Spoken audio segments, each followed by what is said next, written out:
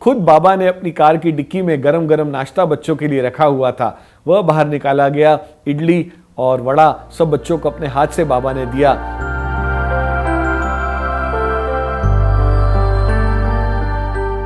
कि जो बच्चे पढ़ाई में अच्छे होते थे, अनुशासन प्रिय होते थे, बकायदा सब कार्यक्रमों में हिस्सा लेते थे, उनका खुद का चयन स्वामी करते थे और उनको बोलते थे कि इस बार छुट्टियों में तुम घर मत जाना, मैं तुम्हें अपने साथ कोडाई कनाल घूमने के लिए ले जाऊंगा।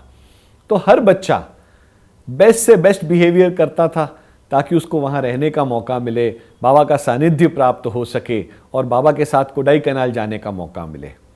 तो ऐसा ही मौका MBA के छात्रों को मिला और MBA के छात्रों को बाबा ने कहा कि मैं तुम सबको अपने साथ में कोडाई कनाल ले जाऊंगा।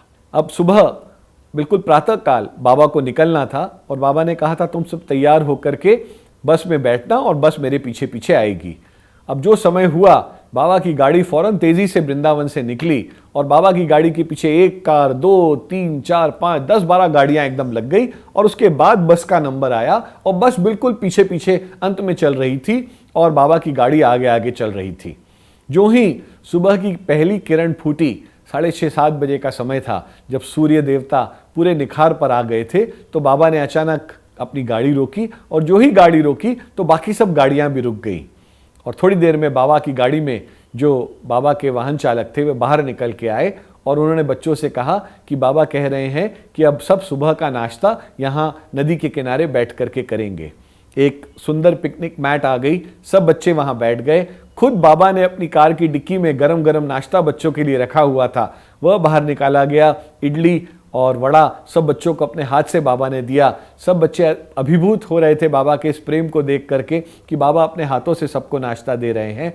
और जो ही नाश्ता समाप्त हुआ, बाबा अपनी कार को जाने को अग्रसर हुए तो बच्चों ने बाबा से अनुरोध किया कि बाबा आप हमारी बस में आ जाइए ना, आप हमारे साथ बैठिए, आप इतनी दूर रहेंगे तो हमको मज़ा नहीं आ रहा, आप अगर हमारी बस में बैठेंगे तो हमको बहुत अच्छा लगेगा। बाबा बोले, अरे भाई मेरा प्रोग्राम पहले से लोगों को मालूम है और दर्शनार्थ हेतु बहुत सारे लोग यहाँ पर खड़े होंगे, अगर मैं बस में बैठ गया तो लोग दर्शन करने से वंचित हो जाएंगे। तो बाबा से सब बच्चे अनुरोध करते रहे, तो बाबा बच्चों का अनुरोध मान करके थोड़ी देर के लिए बस में आके बैठ गए। अब यात्रा प्रारंभ हुई, सबसे आगे बाबा की गाड़ी, उसके पीछे बस और उसके पीछे सारी गाड़ियां।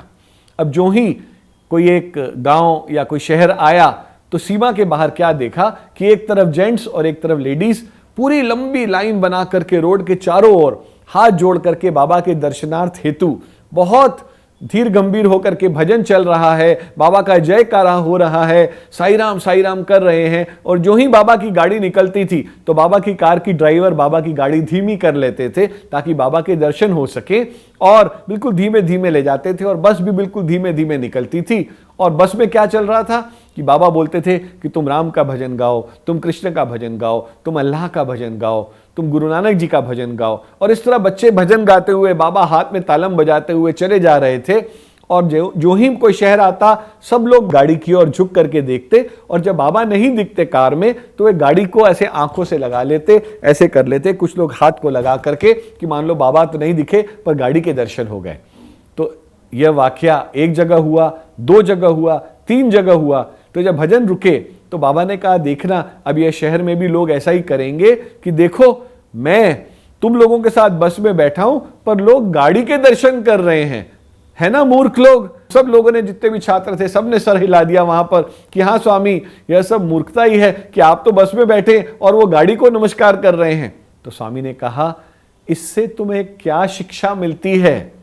बोले, मूर्ख मेरे भक्त नहीं हैं, तुम सब हो।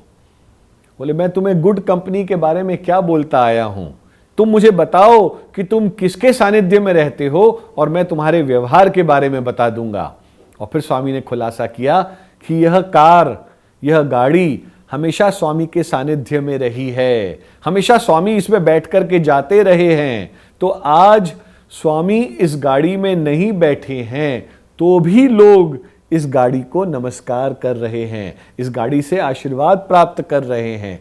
पर मैं साक्षात भगवान बाबा तुम सब लोगों के साथ बैठा हुआ हूं तो मुझे कोई पहचान ही नहीं रहा, मुझे कोई नमस्कार ही नहीं कर रहा। इसलिए जब आप अच्छी कंपनी में रहोगे, अच्छे साथ में रहोगे, तो आपको भी लोग नमस्कार करेंगे। तो जीवन में गांठ बांध लो कि अगर आपको अच्छा कार्य करना है तो हमेशा अच्छे लोगों के साथ रहोगे तो आप भी अच्छे माने जाओगे, और अगर गलत लोगों के साथ रहोगे तो आप भी गलत माने जाओगे।